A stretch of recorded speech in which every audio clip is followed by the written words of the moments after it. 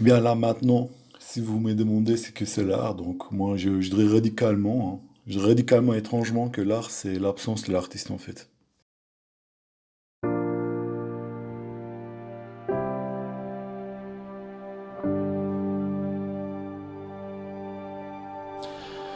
Moi je dis l'absence de l'artiste parce que moi je pense que ce n'est pas l'artiste qui peint l'œuvre, c'est l'œuvre qui se peint à travers l'artiste. C'est l'œuvre qui utilise l'artiste comme moyen pour pouvoir se manifester en fait. Et ce qu'on appelle ici l'œuvre, ce n'est pas une œuvre, c'est une, c'est une présence en fait. C'est une présence universelle. Et cette présence ne peut être vue, ne peut être perçue qu'avec le corps spirituel et non avec la conscience. Cette présence n'est pas une pensée, ce ne sont pas des pensées. Cette présence, c'est le vide en soi, c'est l'espace, c'est l'infini.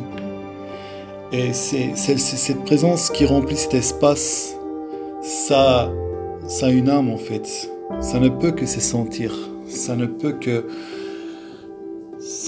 être vu qu'à travers à travers l'intuition, à travers l'irrationnel.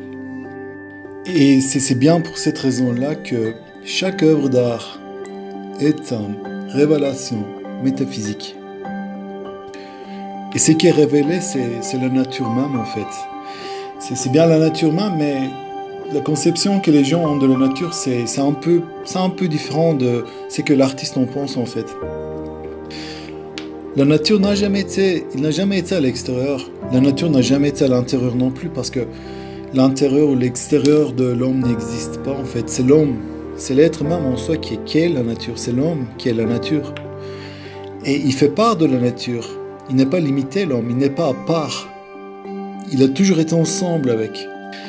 Et en faisant part de cette nature, que c'est la nature qui se manifeste en l'artiste, à sa présence.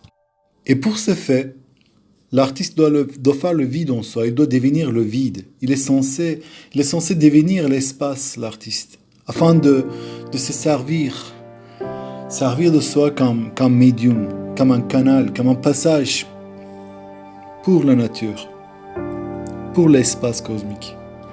Et c'est bien dans cet espace cosmique que la créativité spirituelle est formée, par soi-même, spontanément.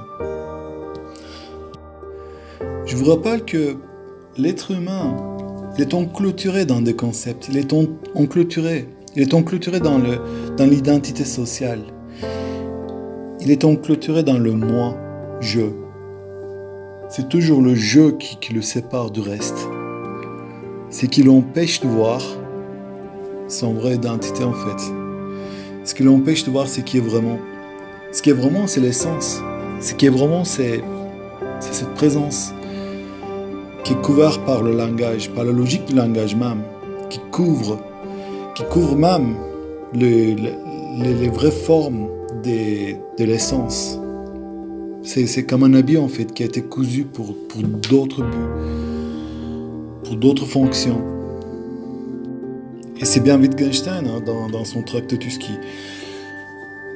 disait ça, que le monde est constitué de faits et non des choses. Ce ne sont pas des choses qui forment le monde, ce sont des faits qui constituent le monde entier. Donc le monde, ce qu'on appelle le monde ici, c'est le monde des concepts, c'est le monde du moi-je.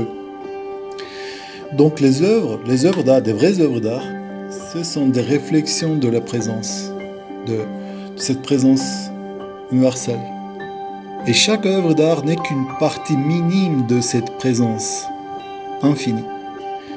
Ce qu'on appelle parfois l'inconscient, ce qu'on appelle parfois...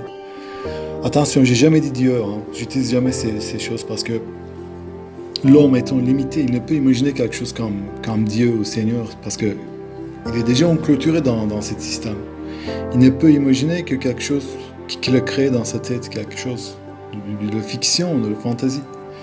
Mais au-delà de ça, il y a le vide. Il peut devenir le vide, il peut faire part du reste. Donc, en faisant part du reste, il devient la conscience, il devient la présence.